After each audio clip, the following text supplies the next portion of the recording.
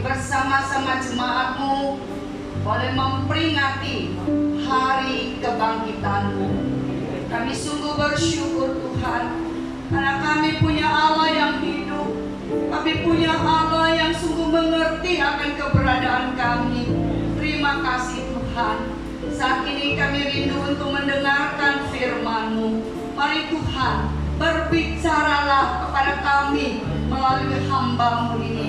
Biarlah setiap perkataan-perkataan yang Tuhan hendak sampaikan bolehlah keluar daripada mulut hamba-Mu, sehingga setiap kami, baik yang mendengarkan firman maupun yang memberitakan firman, kami semua sungguh boleh diberkati oleh Tuhan. Kami sungguh boleh mendapatkan kemenangan, karena Yesus Kristus adalah kebangkitan itu sendiri. Terima kasih Tuhan. Dalam nama Yesus kami berdoa dan mengucap syukur. Yang percaya katakan amin. Silakan duduk. Ada pepatah yang mengatakan kalau tidak kenal maka tidak sayang, ya. Baik, saya ingin memperkenalkan diri saya Pendeta Lili Esther, adalah pendeta dari Gereja Anugerah Bentara Kristus juga, ya, sama dengan Pak Andreas dan rekan-rekan yang lain, ya. Sungguh bersyukur dan terima kasih oleh Bapak Gembala, saya boleh dipercayakan untuk menyampaikan kebenaran pada Minggu Paskah hari ini, ya. Baik, kita akan sama-sama membuka satu bagian firman Tuhan yang diambil dari Matius pasal yang ke-28 ayat yang pertama sampai dengan ayat yang ke-10.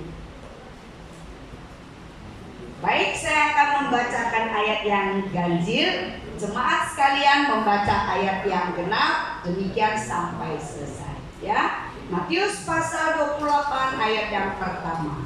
Setelah hari Sabat lewat, menjelang menyingsingnya fajar pada hari pertama minggu itu, pergilah Maria Magdalena dan Maria yang lain menengok kubur itu. Jemaat baca sama-sama, 2, 3.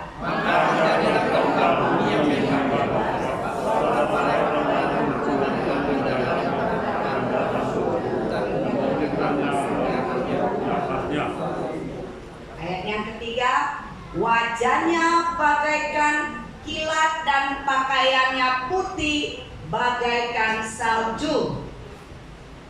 Ayat yang keempat, silakan baca. Dan penjaga-penjaga itu gentar ketakutan dan menjadi seperti orang-orang mati. Ayat yang kelima, akan tetapi malaikat itu berkata kepada perempuan-perempuan itu, janganlah kamu takut, sebab aku tahu kamu mencari Yesus yang disalibkan itu. Dia tidak ada di sini, sebab dia telah bangkit bersama seperti yang telah dikatakannya hari Ayat yang ketujuh, dan segeralah pergi dan katakanlah kepada murid-muridnya bahwa ia telah bangkit dari antara orang mati. Ia mendahului kamu ke Galilea. Di sana kamu akan melihat dia. Sesungguhnya aku telah mengatakannya kepadamu. Ayat yang ke-8.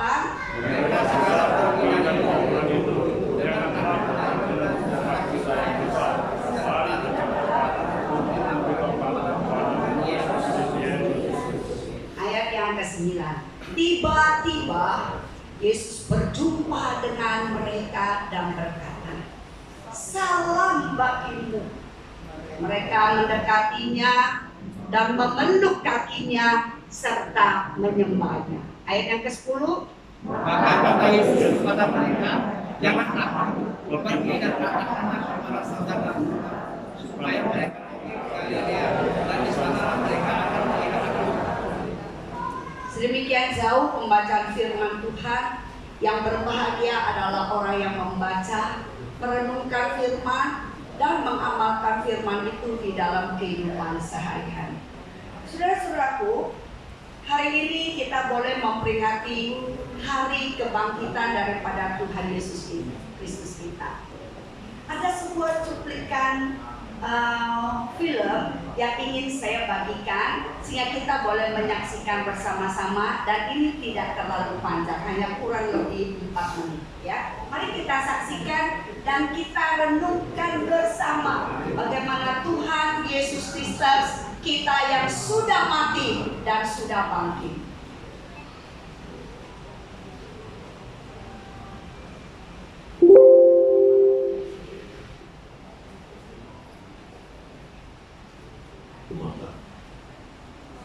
Dan melihat batu penutupnya sudah digeser dari makam. Ia berlari mencari Simon Petrus dan murid lainnya yang dikasihi Yesus.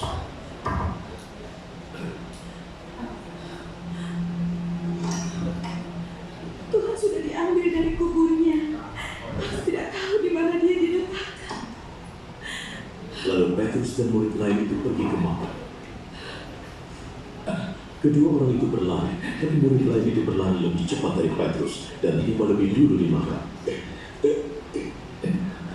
Dia menengok ke dalam dan melihat kain kafan ada di situ, tetapi dia tidak masuk. Simon Petrus menyusul di belakangnya dan langsung masuk ke dalam makam.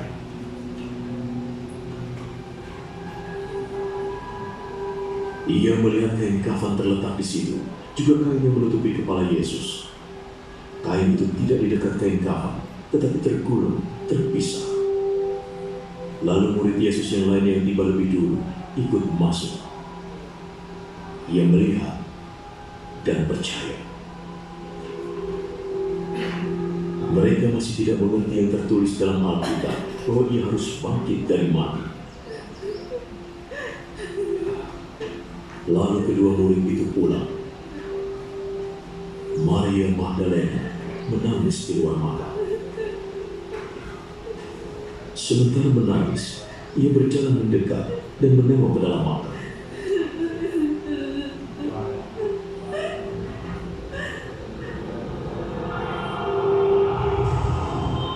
Ia melihat dua malaikat di sana, berpakaian putih, duduk di bekas tempat jenazah Yesus, satu di bagian kepala, satu di bagian kaki. Ibu, mengapa kau menangis? Mereka bertanya. Mereka mengambil jenazah Tuhanku.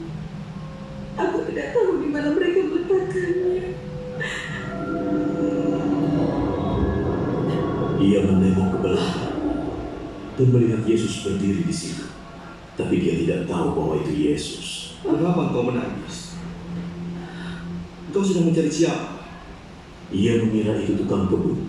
Jadi ia berkata, Jika engkau memindahkannya, di mana engkau meletakkannya, aku akan mengambilnya.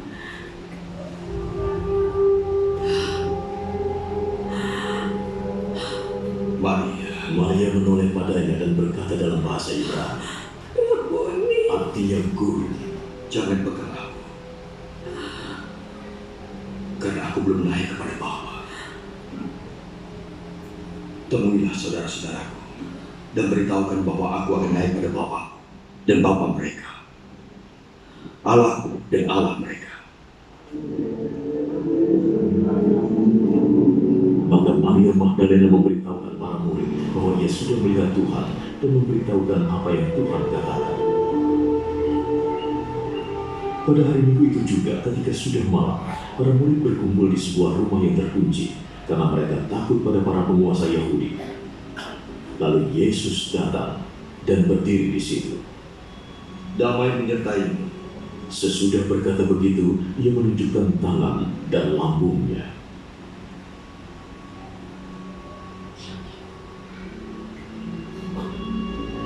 Murid-murid gembira sekali saat melihat Tuhan datang. Yesus berkata lagi pada mereka, Damai menyertai kalian. Seperti Bapa mengutusku, aku pun mengutus kalian.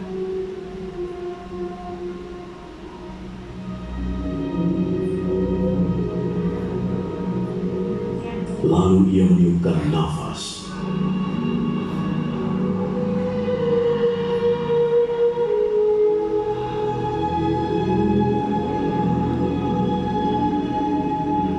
Terimalah Roh Kudus. Jika kalian mengampuni dosa orang, Allah mengampuninya. Jika kalian tidak mengampuninya, Allah tidak mengampuninya.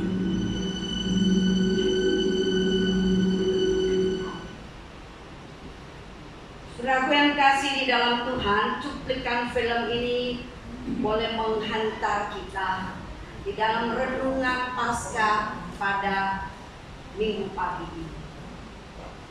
Setelah hari Sabat lewat, menjelang menyingsing fajar, pada hari pertama minggu itu, pergilah Maria Magdalena dan Maria yang lain menengok kubur itu. Kristus bangkit membawa kemenangan. Kristus bangkit membawa rasa damai. Saudara, Kristus bangkit membawa kemenangan. Dia sudah mati di atas kayu salib. Sempurna semua apa yang sudah Yesus lakukan. Tapi apabila Yesus tidak bangkit, maka sia-sialah saudara dan saya. Jika Yesus tidak bangkit, maka tidak ada artinya kekristenan. Saudara, hari ini kita boleh merayakan akan Yesus yang bangkit, yang membawa kemenangan kepada kita. Kemenangan dalam hal apa, saudara? Mari poin yang pertama kita lihat. Kristus bangkit, ya, menjadi membawa kemenangan. Kemenangan atas maut dan dosa. Saudara, Kristus berada di atas kayu salib. Dia memikul dosa saudara dan saya dan dosa semua umat manusia. Karena manusia yang telah berdosa dan upah dosa adalah maut. Tapi karena kasih Yesus yang begitu besar dan begitu luar biasa, Dia rela untuk mati di atas kayu salib, supaya saudara dan saya boleh mendapatkan satu kemenangan. Kemenangan dari dosa. Dan Yesus Kristus, ya, Dialah yang sudah bangkit dan Dia memberikan kemenangan kepada kita. Kemenangan atas maut dan kemenangan atas dosa. Kalau Yesus Kristus tidak bangkit, maka kekristenan itu tidak pernah akan ada. Kita melihat bagaimana Maria Magdalena dan Maria yang lain. Mereka pergi ke kuburnya Yesus dengan tujuan untuk memberikan rempah-rempah sebagai tanda kasih mereka kepada Yesus Tuhan Guru mereka. Tapi pada waktu mereka berada di sana, mungkin di dalam perjalanan mereka juga mungkin sempat memikirkan bagaimana mereka beberapa perempuan sanggup untuk menggulingkan batu yang menjadi penutup kuburannya Yesus. Mereka lupa bahwa Yesus pernah berkata bahwa Dia akan bangkit pada hari yang ketiga. Tapi pada waktu mereka sampai di kuburan itu dan mereka melihat batu penghalang itu sudah terguling, sudah tidak lagi menutup kuburan daripada Yesus. Di manakah Yesus? Ternyata Yesus Kristus sudah bangkit. Yesus Kristus tidak lagi berada di dalam kuburan. Yesus Kristus sudah menang atas maut. Kematian tidak bisa membelenggu Yesus Tuhan kita. Karena Yesus Tuhan kita adalah Yesus yang hidup. Yesus Kristus Allah yang berkuasa, maka ia bangkit, dia menjadi juru selamat umat manusia. Betapa kita bersyukur, saudara. Saudara dan saya bisa berada di tempat ini. Kalau saya dan saudara bisa menjadi orang percaya, itu semata-mata oleh karena anugerah dan kemurahan daripada Tuhan. Dia yang telah memberikan kemenangan. Kekristenan bukan kekristenan yang bohongan, tapi kekristenan adalah kekristenan yang sungguh-sungguh punya Tuhan yang hidup. Inilah yang membedakan kita dengan mereka yang hidup. Kita mempunyai Allah yang berkuasa. Dari tadi kita menyanyi, memuji, menyembah Tuhan, ya. Worship leader mengajak kita menyembah. Sungguh saya merasakan pujian itu menjadi pujian yang begitu indah, pujian kemenangan. Karena hari ini kita memperingati Yesus yang sudah bangkit. Sudah di hari Minggu pertama, Yesus kita bangkit, menunjukkan Dia berkuasa. Oleh karena itu kita menyembah Tuhan di hari pertama, yaitu hari Minggu, bukan hari Sabtu. Mengapa? Karena kita merayakan kemenangan daripada Yesus Tuhan kita yang sudah bangkit di hari pertama Minggu. Makanya orang-orang percaya merayakan ibadahnya di hari Minggu. Jadi mungkin ada orang yang bertanya kepada saudara, kenapa kalian merayakan ibadah di hari Minggu? Bukankah hari Sabat itu biasanya hari Sabtu? Kenapa kalian merayakannya di hari Minggu? Nah, saudara bisa menjawabnya, kami merayakan di hari Minggu karena kami memperingati kemenangan daripada Yesus Tuhan yang sudah bangkit. Saudara, Yesus Tuhan kita sudah bangkit. Dia bangkit dan ada kemenangan, ada pengharapan bagi kita yang percaya. Jadi saudara, kita adalah orang-orang yang percaya, yang sungguh-sungguh beruntung. Mengapa beruntung? Karena kita sudah diberitahukan bahwa Yesus Tuhan itu sudah bangkit.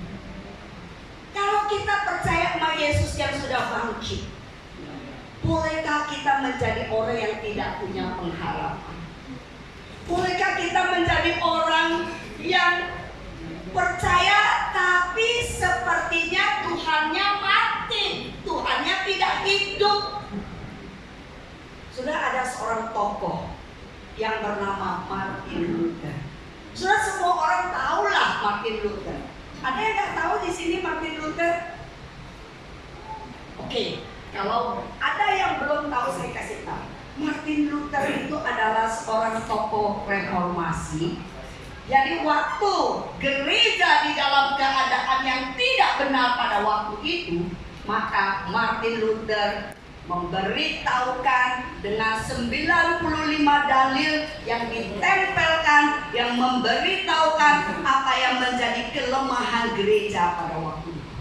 Ya, padahal waktu itu Martin Luther ini seorang uskup juga ya di gereja Katolik ya. Nah saudara, pada waktu dia menyatakan kebenaran, banyak orang tidak bisa menerima. Sehingga pada waktu itu Martin Luther dikejar-kejar untuk dibunuh. Saudara, kalau saudara dikejar-kejar untuk dibunuh, ngalami depresi nggak? Enggak. Kalau saya ngalami depresi, kalau sampai saya diuber-uber untuk dibunuh, itu adalah sangat manusiawi karena kita adalah manusia, ya. Jadi Martin Luther waktu diuber-uber mau dibunuh, dia mengalami depresi. Depresinya itu berlarut-larut, saudara, sampai biasanya orang yang paling kesel kalau lihat kita mengalami depresi itu adalah pasangan kita, ya. Kemudian akhirnya Tuhan kasih hikmat sama istrinya Martin Luther yang namanya Catherine. Kemudian dia ambil berpakaian hitam semua. Dia berpakaian hitam, pakai topi hitam, semua serba hitam. Dia jalan, dia berada di rumah. Kemudian suaminya Martin Luther ini tanya, ya kurang lebih seperti Catherine, kenapa kamu pakai pakaian berwarna hitam? Sepertinya engkau sedang berkabung. Kemudian dengan santai Catherine menjawab, iya, Tuhan mati. Kemudian Martin Luther dengar begitu marah. Kok bisa kamu mengatakan Tuhan mati? Kemudian Catherine bilang ini, iya, tindakan kamu depresi yang berlarut-larut menunjukkan bahwa engkau mengatakan bahwa Tuhan mati. Nah, waktu mendengar kalimat-kalimat yang begitu tajam daripada istrinya, bangkitlah Martin Luther ini. Iya ya, saya punya Tuhan yang hidup. Mengapa saya takut mati? Mengapa saya depresi berlarut-larut? Bukankah menunjukkan saya berkata bahwa Tuhan yang saya percaya adalah Tuhan yang mati?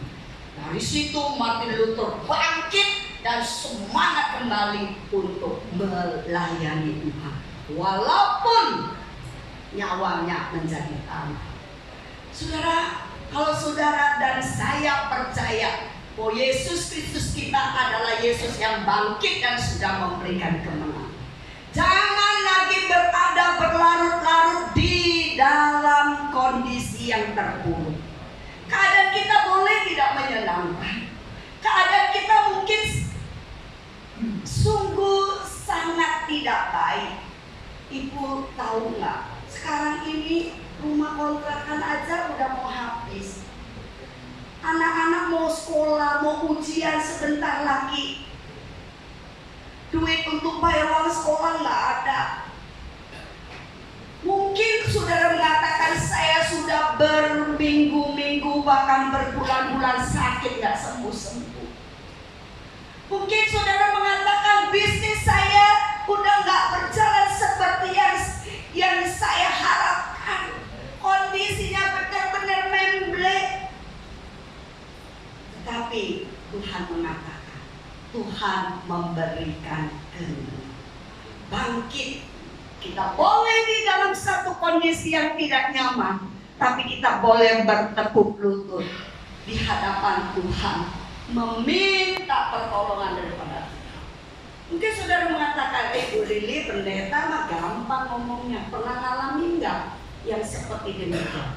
Pernah ngalami nggak yang namanya depresi? Saya mau mengalami, pernah saya mengalami. Saya pernah mengalami pada satu titik begitu sangat menyakitkan. Orang yang saya anggap saya layani dengan baik, saya anggap dia adalah teman saya, tetapi diam-diam menikam saya dari belakang. Saudara, waktu saya mengalami satu situasi yang tidak nyaman seperti Martin Luther King, saya ngapain, saudara? Saya nangis. Saya nggak nangis di depan orang. Saya nangis di bawah kaki salibnya Tuhan. Saya berdoa sungguh-sungguh. Saya berpuasa supaya saya bisa menang atas segala kondisi yang tidak nyaman. Saya bisa menang atas segala kondisi yang begitu buruk pada waktu. Tetapi saya menang karena siapa? Karena Tuhan Yesus Kristus yang sudah bangkit, yang memberikan. Amin, saudara. Saudara, saat ini di dalam kondisi terpuruk apapun, jangan pernah menyerah. Karena saudara dan saya punya Tuhan yang hidup, Tuhan yang sanggup memberikan kemenangan. Apapun kondisimu, jangan pernah menyerah. Karena Tuhan tak pernah membiarkan engkau bergumul seorang diri. Pada saat engkau sudah tidak sanggup lagi berdiri, berlututlah dan katakan kepada Tuhan, Tuhan, Engkau Tuhan yang hidup, Engkau sanggup memberi kemenangan kepadaku. Amin, saudaraku. Poin yang kedua, kemenangan dalam hal apa? Tuhan Yesus bangkit, Dia memberikan kemenangan atas dunia. Saudara, tahu nggak orang yang hidup di zamannya Tuhan Yesus atau pada zamannya orang-orang Yahudi pada waktu itu, khususnya perempuan, adalah orang yang paling berani. Kalau bukan karena Tuhan Yesus, saya nggak mungkin bisa berdiri di depan sini. Karena pada zaman itu perempuan dianggap kasta nomor 2, tidak diperhitungkan. Kalau memberikan kesaksian di pengadilan juga nggak dipercaya. Kasihan deh orang-orang yang terlahir sebagai perempuan pada waktu itu. Tetapi Tuhan Yesus bangkit, Dia memberikan kemenangan atas budaya, sehingga tidak lagi ada perbedaan antara pria dan wanita. Bayangkan, justru Yesus menampakkan diri kepada perempuan yang dianggap golongan nomor 2. Tetapi Tuhan memberikan penglihatan pertama justru kepada perempuan yang dianggap golongan nomor 2. Luar biasa. Kebangkitan daripada Yesus Kristus itu membuat kemenangan atas budaya. Bahkan saudaraku, tidak lagi ada perbedaan antara Yahudi dan non-Yahudi. Kita ini bukan orang Yahudi. Kalau bukan karena Yesus yang bangkit dan memberikan kemenangan, kita nggak ada di sini. Karena kita bukan orang Yahudi, kita orang non-Yahudi. Itulah luar biasa Yesus Tuhan. Tidak ada perbedaan lagi antara Yahudi dan non-Yahudi. Nah, kalau Tuhan tidak lagi ada memberikan pembedaan suku bangsa, bolehkah kita masih membeda-bedakan? Oh, dia golongan dari suku ini. Oh, dia golongan dari suku B, suku C. Nah, kalau Tuhan sudah memberikan kemenangan dari atas budaya dan tidak lagi ada pembedaan, maka seharusnya tidak lagi ada perbedaan golongan dan kasta. Tapi kenyataan hidup mengatakan masih ada perbedaan nggak? Masih, betul. Kenyataan hidup masih ada perbedaan. Ya, kita masih suka membeda-bedakan orang. Golongan A, golongan B, golongan C, orang kaya, orang miskin. Kita masih suka membedakan. Sudah seorang tokoh yang bernama Mahatma Gandhi. Mahatma Gandhi itu orang dari India, ya, dia menjadi perdana menteri, ya. Jadi waktu dia pergi sekolah di negara barat sana, dan dia banyak belajar, ya.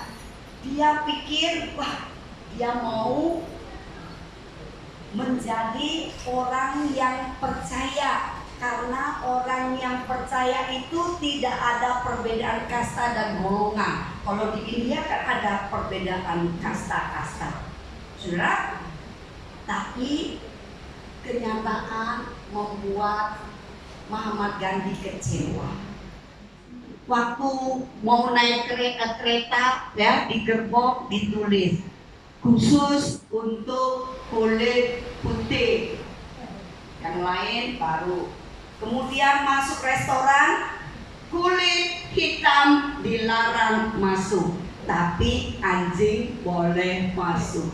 Sedih nggak? Sedih. Anjing boleh masuk, tapi orang yang kulitnya nggak putih nggak boleh masuk. Wah, sakit hati daripada Mahatma Gandhi. Mahatma Gandhi, wah, di sini dia bisa mengenal apa yang disebut dengan kebenaran, ya. Karena Muhammad Ghani sangat memuja Yesus Kristus itu. Bahkan dia sampai dia sudah menjadi PM, setiap hari ya dia membaca apa yang disebut dengan khotbah di bukit. Tetapi dia tidak menjadi orang Kristen oleh karena dia melihat tingkah laku orang Kristen yang harusnya tidak lagi ada perbedaan kasta dan golongan. Karena Tuhan Yesus bangkit sudah memberikan kemenangan atas budaya. Harusnya tidak lagi ada perbedaan.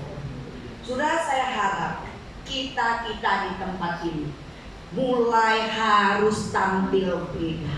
Kita tidak boleh membedakan orang, melihat hormat luar biasa karena dia pangkatnya tinggi, hormat luar biasa karena dia duitnya banyak. Tapi sementara orang yang kurang mampu tidak mau dijadikan teman. Saudara, ada sebuah cerita. Suatu hari ada seorang imam yang dibawa atau diminta untuk menjadi gembala di sebuah gereja. Ya, kemudian si pendeta ini ya atau mencoba untuk pengen tahu kualitas daripada orang-orang percaya di gereja yang akan digembalakan. Saudara, si pendeta itu menyamar.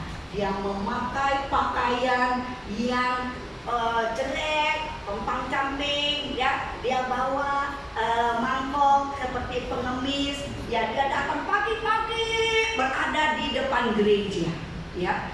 Saudara, karena dia kepingin tahu sebenarnya kualitas orang yang akan dibimbingnya atau yang akan digembalakannya seperti apa. Ya, orang datang, ada yang cuekin, kemudian ada yang kasih uang receh, centeng, kemudian ada yang tidak melihat sama sekali, ada juga yang menyapa, ya. Tapi tak ada seorang pun yang mengajak si pengemis itu untuk masuk beribadah, nggak ada satupun. Kemudian udah mau ibadah, ya udah ibadah mulai, dan si pengemis yang sesungguhnya adalah pendeta yang akan menggembala itu berada masuk dengan pakaian yang sudah rapi, duduk di belakang, dan kemudian waktu diperkenalkan, ya, dan dia berkata, saya sedih. Ternyata jemaat-jemaat di sini hanya memandang kepada jubahnya saja. Dari pagi saya berada di depan gereja, enggak ada seorang pun yang mengajak saya untuk masuk. Bahkan banyak di antara jemaat menyapa pun tidak. Mereka ada beberapa yang memberikan koin-koin yang kecil. Kemudian dia mengatakan, sesungguhnya sayalah yang ada di depan gereja, pengemis yang tidak engkau pandang itu. Kaget mereka semua. Saudara, terkadang kita melihat orang hanya melihat rupanya, pakaiannya, tetapi kita tidak melihat manusia secara utuh. Saudara, kemenangan Tuhan atas budaya harus membuat kita berubah. Saudara mau berubah? Amin. Amin.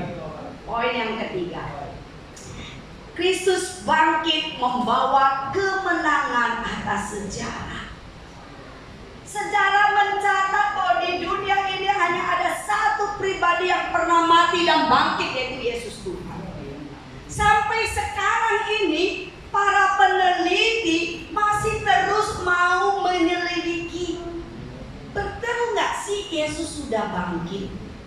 Sampai sekarang loh, orang mencari-cari banyak hal, ya. Ternyata memang firman Tuhan katakan, Alkitab juga mengatakan Yesus itu sudah bangkit.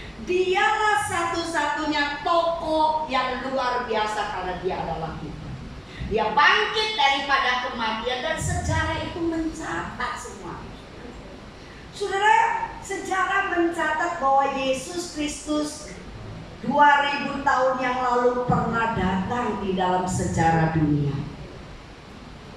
Sehingga sudah tahu apa yang disebut dengan sejarah dalam bahasa Inggrisnya apa? His story. His story adanya his itu besar. Story miliknya Tuhan. Jadi saudara, kalender yang saudara pakai itu adalah kalendernya Yesus Kristus. Bahwa 23 tahun yang lalu ada seorang tokoh yang namanya Yesus Kristus lahir di dalam sejarah dunia. Dan dia setelah umur 33 tahun dia mati dan dia bangkit. Dan itu adalah sejarah. Saudara, kalau seorang nggak mau percaya, terserah you mau percaya atau enggak. Tapi kenyataan sejarah mencatat kalender yang kita gunakan sekarang adalah kalendernya Yesus Kristus. Bahkan beberapa tahun yang lalu negara Arab tadinya mereka menggunakan tahun internasional yang kita gunakan sebagai untuk tahun pembayaran gaji dan sebagainya. Tetapi beberapa tahun yang lalu mereka pun menggunakan kalender internasional yang kita pakai, yang perhitungannya adalah dari waktu Yesus lahir dan dihitungnya tahun internasional. Hebat loh, biasa Tuhan kita. Hebat. You mau percaya atau enggak, orang boleh mengatakan enggak ada Tuhan, terserah. Tapi sejarah membuktikan bahwa dia Yesus yang adalah sumber kemenangan. Kemenangan yang melampaui sejarah. Saudara, tokoh agama tidak ada yang seperti Yesus Tuhan. Mereka mati ya mati, tapi Yesus Tuhan kita bangkit sehingga ini menjadi kemenangan yang luar biasa.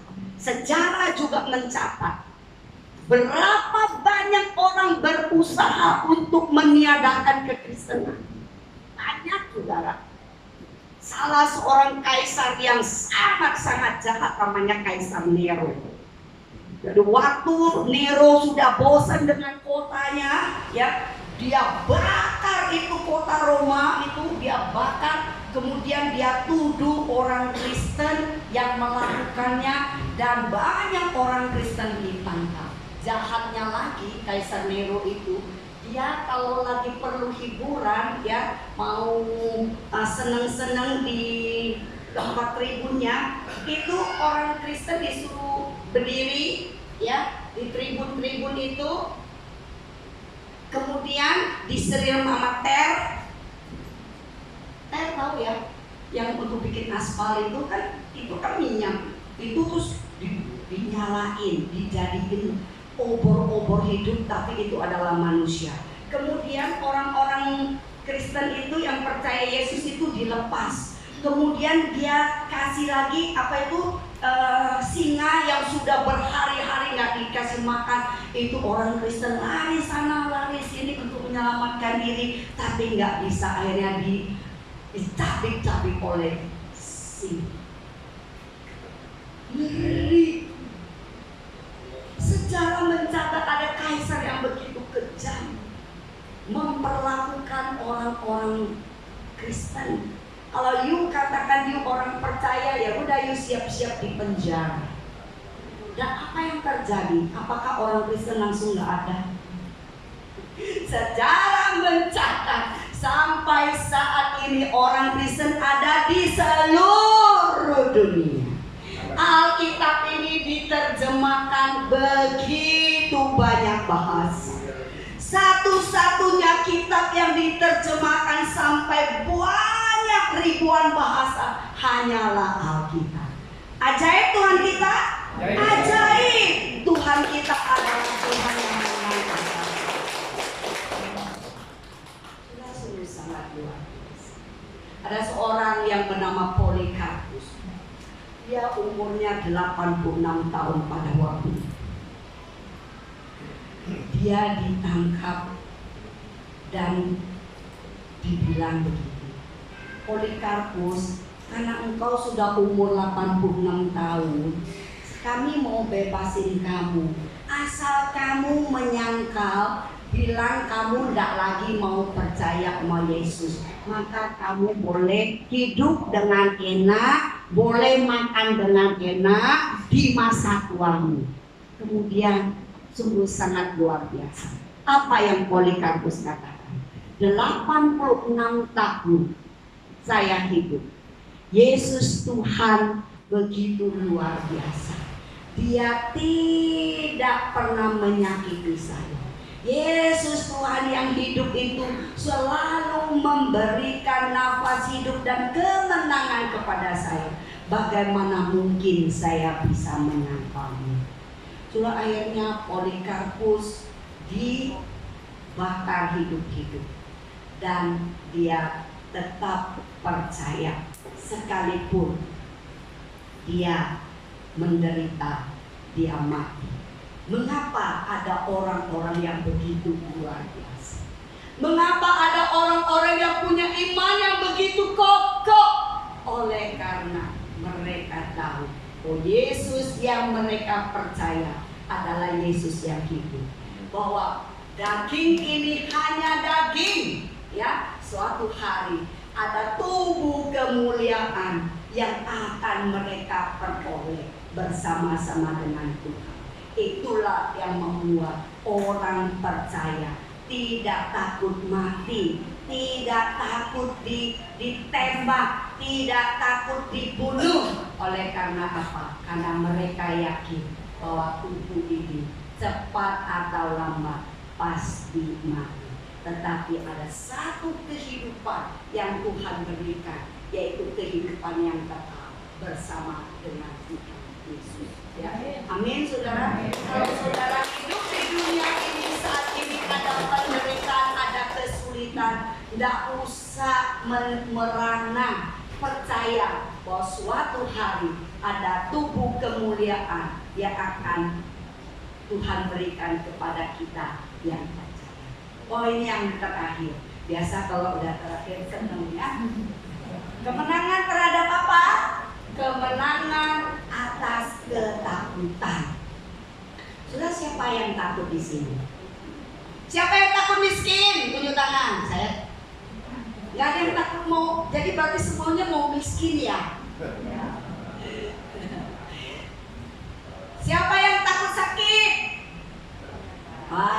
Jujur. Orang-orang yang angkat tangan tuh jujur ya, begitu. Siapa yang takut hidup susah?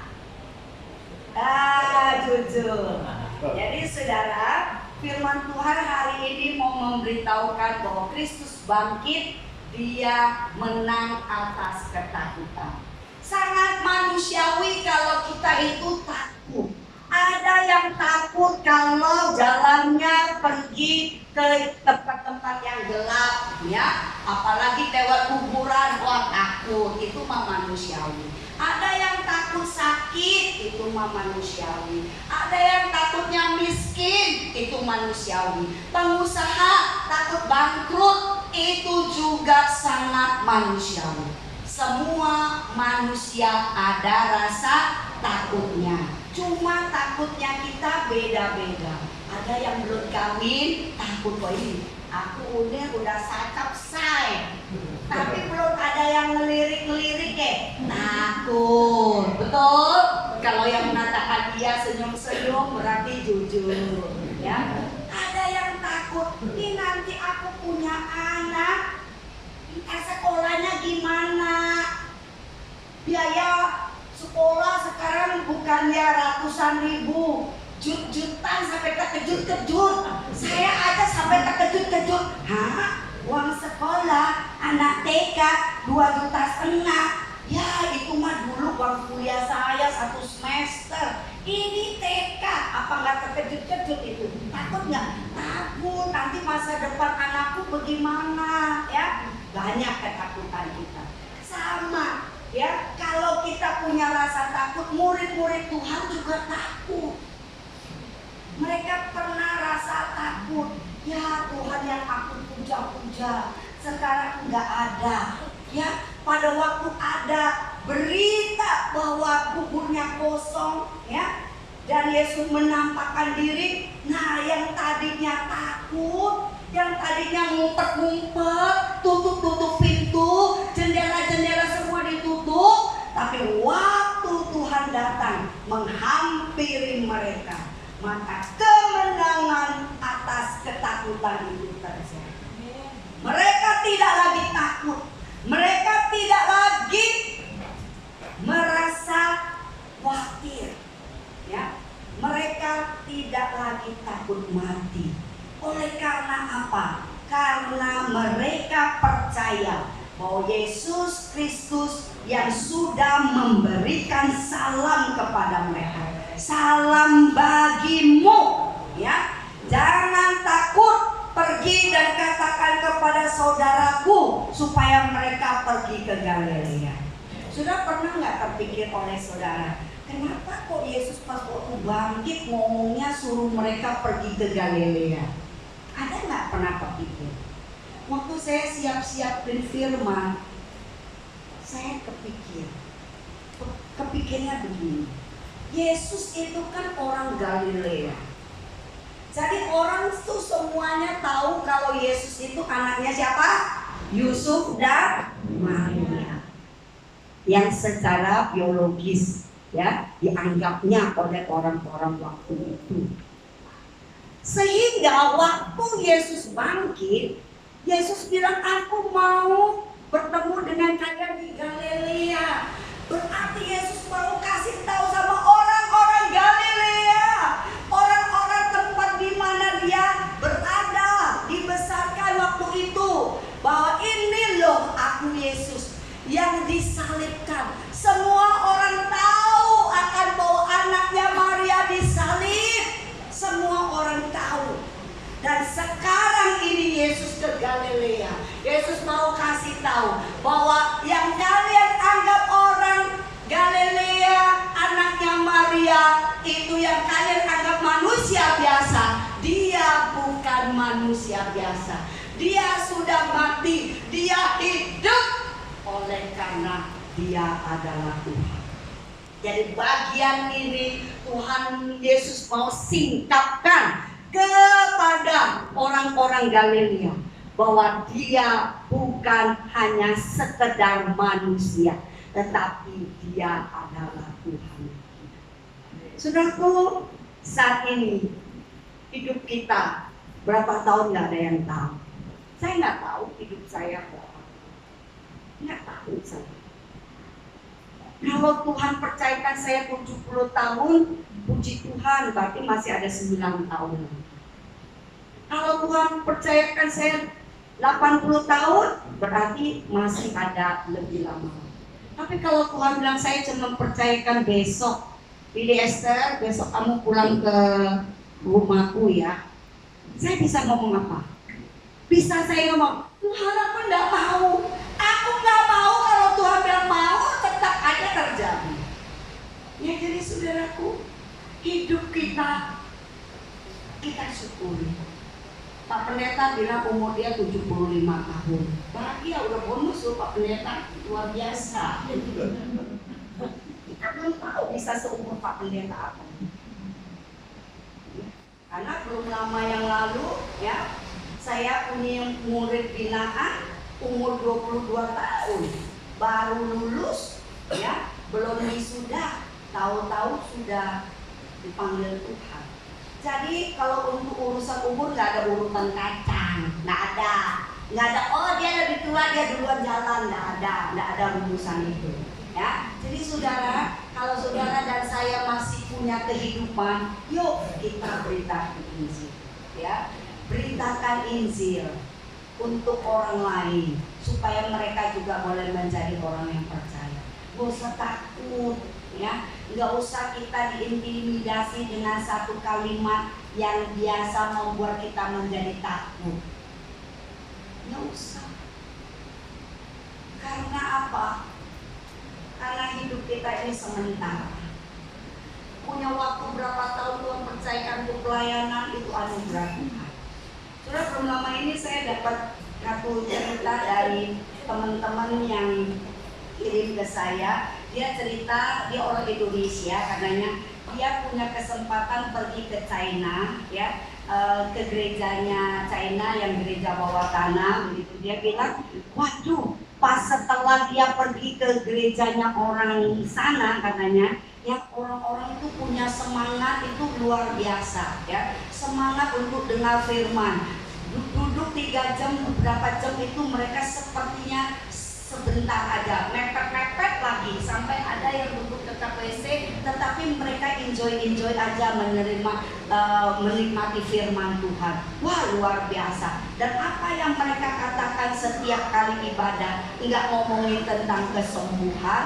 Katanya kalau di gereja Indonesia sikit-sikit ngomongnya tentang kesembuhan melulu, sikit-sikit ngomongnya tentang makmur kaya dan sebagainya. Tapi di sana sikit-sikit ngomongnya apa? Ngomongnya tentang Yesus yang adalah juru selamat, yang selalu dorongin orang untuk pergi penginjilan, untuk memberitakan kabar sukacita. Dia bilang, wah beda jauh ya gereja China ke sana dengan gereja kita di sini, katanya. Di sini wah kalau nyanyi pakai full band begitu, di sono boro-boro karena mereka takut bisa ditangkap kalau ketahuan, ya. Jadi saudara lihat, mereka bisa penuh dengan sukacita mendengarkan firman, nggak pakai ngantuk-ngantuk, ya. Kita di sini lamaan dikit, ini pendeta kok khotbahnya lama amat sih, udah geser sono geser sini. Tapi mereka 3 jam duduk tuh masih haus, saudara. Jadi yuk, kalau mereka bisa, kita juga bisa. Kita pun harus hidup penuh dengan keberanian menyampaikan kabar sukacita dan hidup penuh sukacita, ya. Jadi jangan lagi hidup kita kayak orang nggak makan 3 hari 3 malam. Ada yang nggak makan 3 hari 3 malam di sini? Nggak ada. Jadi berarti kita harus puji Tuhan. Muka kita harus sukacita karena salam bahagia sudah disampaikan kepada kita. Salam damai sudah Tuhan sampaikan kepada kita. Jadi apa yang perlu kita takutin? Mulai sekarang jangan lagi kayak pepaya bonyok, tapi kita kayak apel merah. Siapa mau kayak apel merah? Wah, saya juga mau, ya. Jadi kita hidup penuh dengan sukacita sehingga kita bisa dilihat bahwa kita tampil beda dengan orang-orang di luar sana. Kita mau tampil beda? Siapa yang mau tampil beda? Ya, saya juga mau tampil beda. Kita tampil beda karena kita adalah orang yang sudah mendapatkan kemenangan. Tuhan Yesus kita menang, Tuhan Yesus kita bangkit, dan kita menjadi orang yang penuh dengan sukacita. Mari kita berdoa. Pemusik boleh memainkan satu pujian yang lembut. Saudara, firman Tuhan sudah disampaikan, dan Tuhan adalah Tuhan yang bangkit, dan Dia adalah Tuhan yang berkuasa. Dia sudah memberikan kemenangan kepada kita. Dia juga sudah memberikan kita hidup yang baru. Dia adalah Allah yang sudah mengasihi kita. Dia menjadi juru selamat bagi kita. Tak usah engkau takut dalam menjalani hidupmu. Tapi maukah engkau mengatakan, Tuhan, Engkau adalah Allah yang sudah menang atas kematian dan maut, dan Tuhan yang sudah memberikan kemenangan atas dosa. Dan hari ini saya juga mau percaya sungguh-sungguh. Jika ada di antara saudara mengatakan, Tuhan, ini saya mau menjadi orang yang percaya, yang sungguh-sungguh, yang dibebaskan dari segala ketakutan. Pada orang yang demikian, yang mengatakan saya mau menjadi orang Kristen yang sungguh-sungguh, boleh angkat tangan saudara. Siapa lagi?